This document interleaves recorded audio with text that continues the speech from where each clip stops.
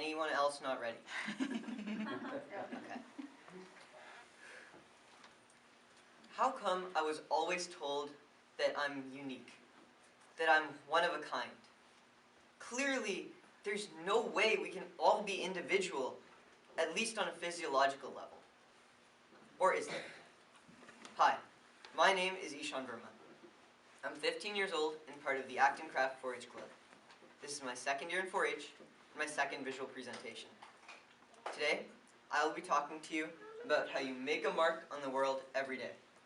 I'm talking about fingerprints. In order to truly understand something, we must first know where it came from. In ancient China and Babylonia, fingerprints were used as signatures on clay seals to distinguish people. However, it wasn't until the 14th century when the idea of individual fingerprints was explored. In the 1800s, Marcello Malpighi, a physiologist from Italy, discovered a series of ridges on people's fingers. In the 1600s, Galton, a cousin of Charles Darwin, discovered that while these fingerprints have some hereditary traits, they're unique.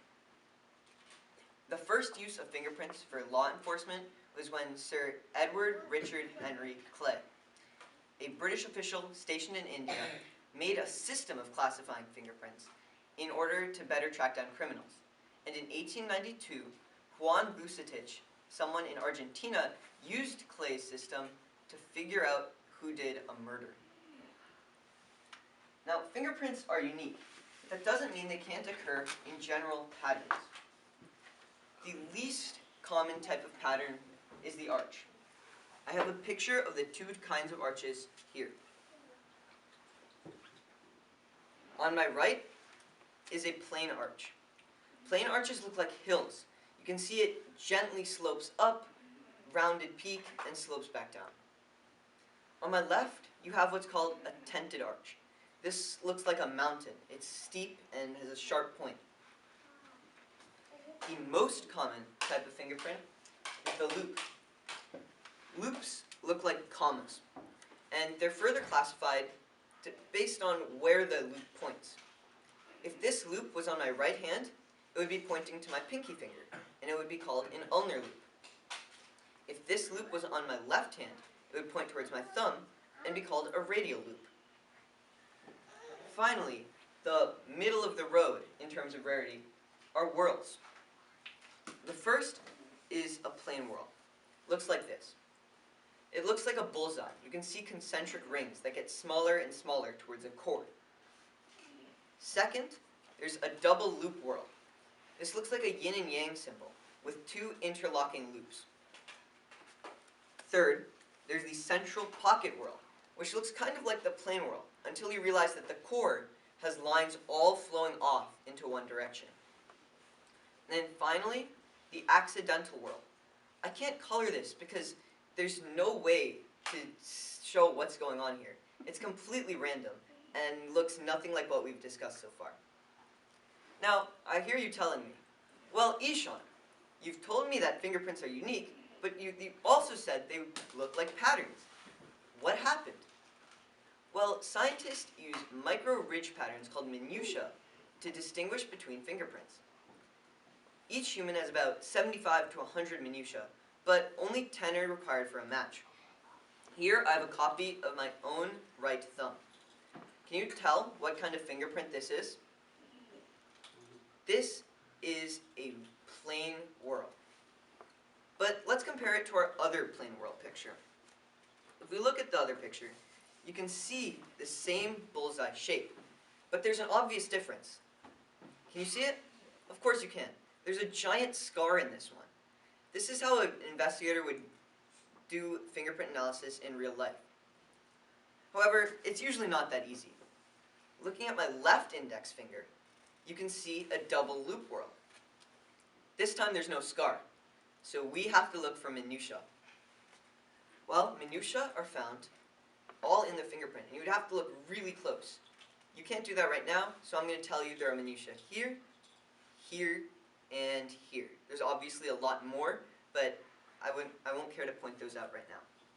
And the same minutiae are not found on this fingerprint. Fingerprints are really important in forensics. Forensics is the use of scientific techniques and technology in order to study crime. Fingerprints are very important in forensics because they're unique. And if you find a fingerprint at the crime scene, you know who has made their mark on that scene. Note, this doesn't directly incriminate someone, but it just means that they were there, which can be an important distinction in court. In the wild, fingerprints come in 3 different forms: latent, patent, and plastic. Latent fingerprints are made by the oils and sweat on your skin. When you touch something, those oils get left behind. These fingerprints are invisible. Patent fingerprints are made in a substance, like glue or paint. When you touch the substance and then touch a surface, that substance gets transferred. You might have seen this in like finger painting or something. Finally, plastic fingerprints are a 3D mold, made in a soft surface, like clay or mud. This is an example of a latent fingerprint, or a patent fingerprint. If I apply this lotion to my hands, and then touch this glass, you can see where my finger makes its mark. The glass might look dirty, but I can tell you right now that it's really clear as to where the ridges and all the lines are. However, you might be thinking, a criminal would have to be really, really unintelligent in order to put lotion on their hands and touch everything at a crime scene. And that's true. So the most common is latent fingerprints, which are just made by the body's natural oils. However, these fingerprints are completely invisible. So how would you find them? Well, you need to develop them. The most common method of development is dusting. Courtesy of the Boxborough Police, I've been able to find a horsehair brush and some fine molybdenum powder in this coffee cup. And you might have seen this on TV shows or movies where the detective does the brush, so I'm going to show you that right here. If I use some of the oils from my forehead, just so it's a little bit more visible, and touch the mirror, right, the mark there, almost invisible. And then, if I take this brush, dip it in the powder, give it a good swirl, and you don't need to apply any force. You're not painting a house, but you just gently dab it on. And if you need more, you take some more, you gently dab this on as well. Then, you take a piece of lifting tape, like I have here. You find the sticky side, always the best part, and there, apply it, get it all in there, and then take it off.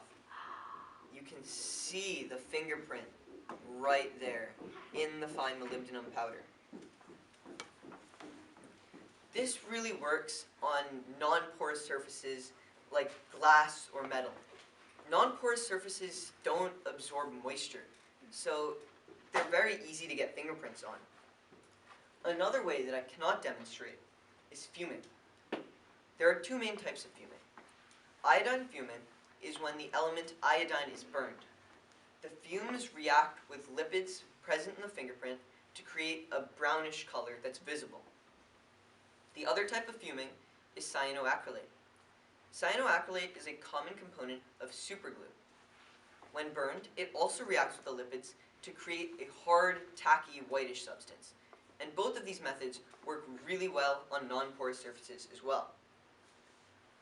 Porous surfaces are a bit of a problem, so we use ninhydrin. Ninhydrin is actually a liquid that gets brushed onto surfaces, so it's really good for that porous paper or cardboard. It reacts with the amino acids found in the sweat to create a significant color change. The color is called Rumen's purple, and it's actually pretty unique. Today, I have talked to you about the history of fingerprints, some of the common patterns, and finally, the methods of forensic fingerprinting. For my sources, I used Wikipedia, FindLaw.com, and the Encyclopedia Britannica, as well as the very helpful Boxborough Police. This concludes my visual presentation. Are there any questions?